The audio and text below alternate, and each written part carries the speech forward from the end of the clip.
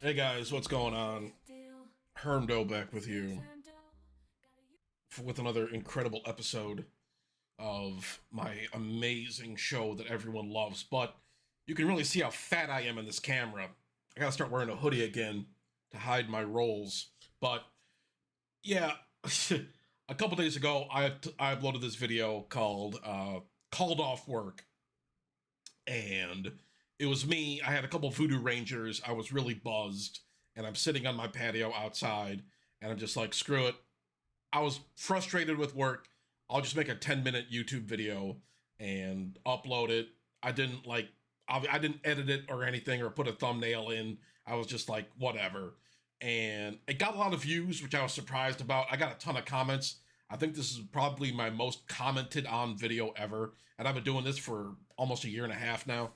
Um, but some people were just like, I got a couple people in my mentions. Most of the feedback was positive, but I get a couple guys calling me a big baby, a big pussy, and I gotta get off my butt and make things happen. I gotta start my own business and all this shit. All this like stale boomer advice that might have worked on somebody like 20 years ago, but it's just like, man, take that to the wine ants on Facebook. I don't want to hear that shit. And I basically, you know, I'm thinking it kind of inspired me to like maybe.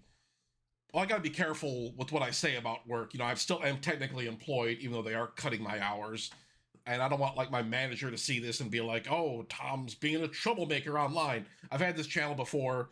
My coworkers have seen me. I mean, they've seen me get drunk on camera before, and somehow my managers didn't see it, so it's probably good. I don't think I ever wore. I might have worn the company shirt a couple times, which is not a smart thing to do at all because you never know who's going to be watching. But he's not representing our company right. I'm burping and farting and just being a big fat doofus on camera. But it kind of inspired me to talk about some other jobs I've had in the past and some of my frustrations with them. I might make this a series. I might do more of this because I've had a lot of jobs. I've been in the workforce since 2003. I was 17 years old. First job I ever had was at the newspaper. There was a newspaper called the Macomb Daily in Southeast Michigan, and I don't know if it's still running. I know talking to people about newspapers, I know anybody under the age of like 25 is like, what the fuck is a newspaper? But it was these things made out of trees with ink on them. But no, but yeah, I delivered newspapers for a while. I was 17 years old, and it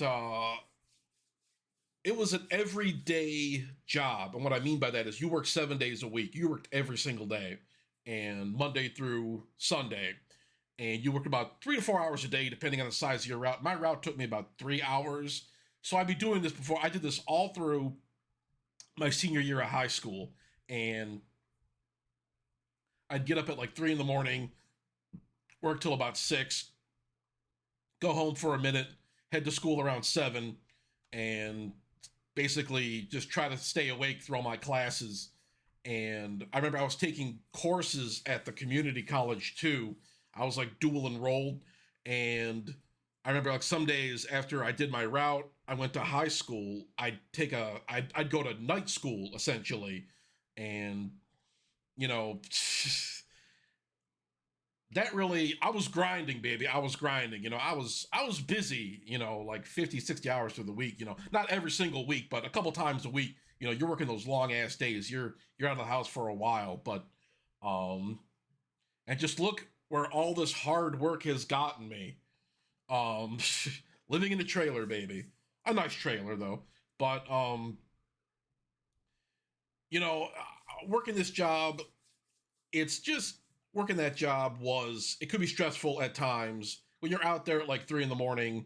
You're 17 years old. I didn't really drink coffee yet, so I'd just be like drinking all this Mountain Dew and shit, and just I'd be like all wired and jumping up and down and shit. And I remember there was a few times you see some interesting things at like 3 in the morning.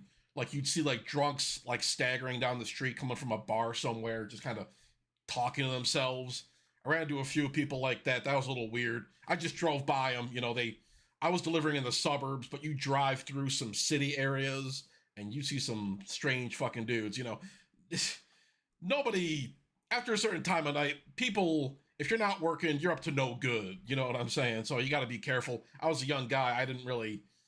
I was just kind of like nervous, I guess. But I worked there. I think I mentioned a year and a half, and I remember you'd see some weird stuff. Like I remember one night I was driving down this street. I was done with my route for the day. I was heading back home, but I was driving down the street, kind of taking a shortcut. I saw this pair of legs sticking out from behind a garbage can, and I'm like, "What the hell is that?"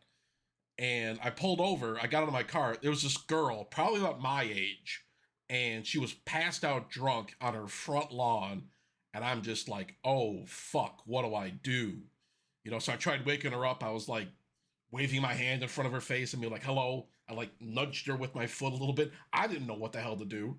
Um, I remember I was gonna like knock on the door, but it was still like really early in the morning. I don't know. It might not even been her house. Her like friends just like left her there.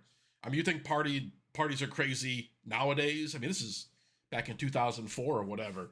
But I remember I drove and then I saw a cop like a couple blocks down. I just told him like, "Hey, there's this girl passed out down the street. Can you go take a look?" He's like, "Sure," you know. So I didn't know what else to do. That's just like weird. I mean, I've been like drunk before. I mean, that was when I could still party for the most part. Now, if I try to drink that much beer, I just fall asleep. You know, my partying days are over. But so that was pretty funny. So I still think about her sometimes. I wonder how she's doing. Because you don't.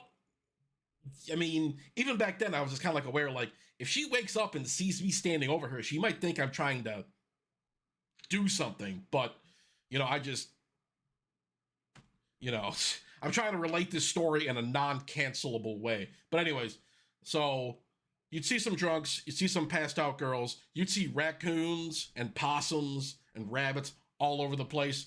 And these raccoons get fat too. They realize how damn big these things are. It's just kind of like I know like I know we Americans love our furry like animals, but those things are a little freaky. I stayed away from those things.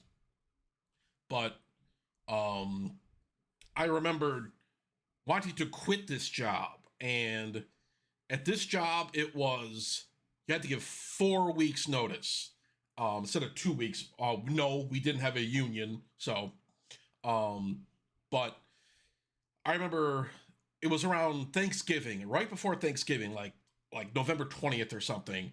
And I remember I told my boss, "Hey, I'm gonna quit. This is my 4 weeks notice." I figured I'd get out before Christmas time and I'd be able to spend the holidays, not have to worry about getting up real early, you know.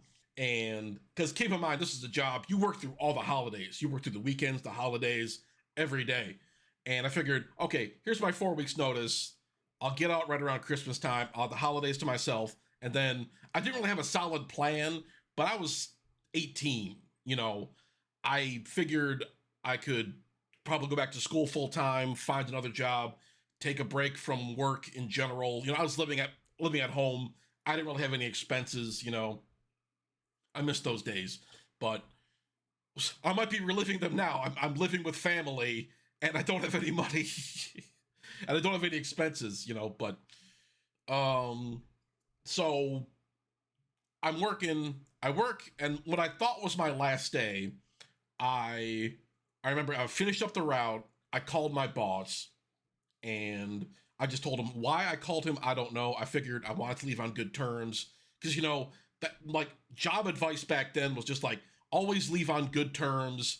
Make sure you can get a good reference. And nowadays people just like leaving their jobs left and right. No one gives a fuck anymore. But back then, 20 years ago, it's a different story. So I remember I called my boss. My boss was always cool to me. His name was, I'll just call him Bob. Bob was a good guy, and I got along with him real well. He always treated me with respect. So I figured I'll just say goodbye to him. And I called him. I'm like, "Hey, Bob, I'm quitting. This was my last day. Thanks for everything. I'll see you later." And he's like, "What do you mean?" And I'm like, "I told you 4 weeks ago I'm quitting." And he's like, "What do you mean you're quitting? What do you mean? Christmas is the busy time. I don't have anybody to cover for your shift, and you're going to screw me over. You're screwing me over. You can't do this to me. And there's a whole big rigmarole, this whole big thing. And I'm just like, Jesus Christ. See, r/anti-work wasn't around back then, so I didn't have Reddit to ask for advice. So I was just like, all right, fine, fine. So I worked. I was pissed off about it, but I worked the next 2 weeks throughout the holidays, throughout Christmas, New Year's, and like early January. I was done. I was like, okay, it's been, it's over now. I did my 2 weeks. I did a favor to Rob. I said goodbye to everybody, and then I left. And then that next morning, 3 in the morning, my boss's boss calls me and tells me my term at the paper wouldn't be finished until I did one more Sunday. And I'm like, are you kidding me? He called me at 3 in the morning. I don't know why I answered the phone, but at that time I still had this mindset like, okay, I want to have a good reference. I want to have a good reference. I want to leave on good terms. I don't want to burn any bridges. So I said, okay, I'll do it. I was pissed, dude. I was pissed. Now, keep in mind, this is 6 weeks after I told him I wanted to quit. 6 weeks working this job. And so I get to the warehouse and I load these papers up. These are Sunday edition papers, real thick papers, a lot of ads and stuff in them, real hard to roll up, big pain in the ass. But I tossed them all in the back of my truck. I had this shitty old Chevy S10 back then. And I remember I was driving to my route. I was pissing and moaning. Oh, my cat's meowing. Ugh. Anyways, I was driving to my route, pissing and moaning, and I was almost there. And then I'm just like, you know what? Fuck this. I drove up to this parking lot behind this store, and there was a dumpster back there. I took all these papers. There's probably about 100 papers. And I chucked all that shit into the dumpster. Every single paper. Except for a couple. I had a few customers that I really liked that always tipped me well. And I remember driving away from that place, and I'm just like, fuck all y'all. That was like my first like fuck it moment with a job.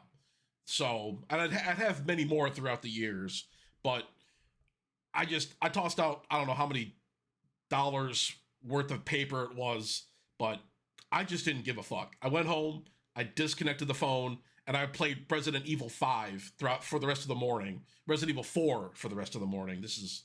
And it just come out. I remember borrowing my sister's GameCube to play it, but that was a good memory. I was drinking Mountain Dew, I was playing Resident Evil 4, and all these old people who had gotten the paper were probably flipping out. I think my boss probably tried to get a hold of me or whatever, but I don't remember. They might have called me afterwards. I didn't have a cell phone back then. I mean, I didn't have anything back then. So they couldn't really get a hold of me or anything. They couldn't I don't even think I had an email back then either, but like a personal email. But it's just funny, those stories. But I did learn, don't let places string you along. You can't always be worried about burning bridges. If you're not getting treated right, if they don't respect you, if they keep heaping work on you, if they're not, if they're making your exit as stressful as possible, just walk away. If you can, realistically, it's easy for me to say, I'm a single guy, I don't have kids, I don't have a great deal of responsibility, but it's sometimes if you're a guy like me and if you're in a similar situation, don't take shit from nobody, and just if you can walk away and not get in trouble, then walk away. But that was my newspaper story. That was my fuck this moment. I just wanted to share it with you guys. Hope you liked it. Hope you were entertained. I got other stories I can share with you guys, and because I've worked a lot of jobs, some really good jobs, mostly really shitty jobs. I've had some great bosses, but I've had even more shitty bosses. I've had people scream at me, people threaten me, people, you know, want to like kill me. I've had a, when you're pushing 40, you collect some interesting stories. You live a weird life, but I feel a fart coming on, so I'm going to keep this brief, but there's my, oh wait, there we go. There's my music. I'll leave it there for you guys. But thanks for watching. Like, comment, and subscribe. And I will talk to you guys later.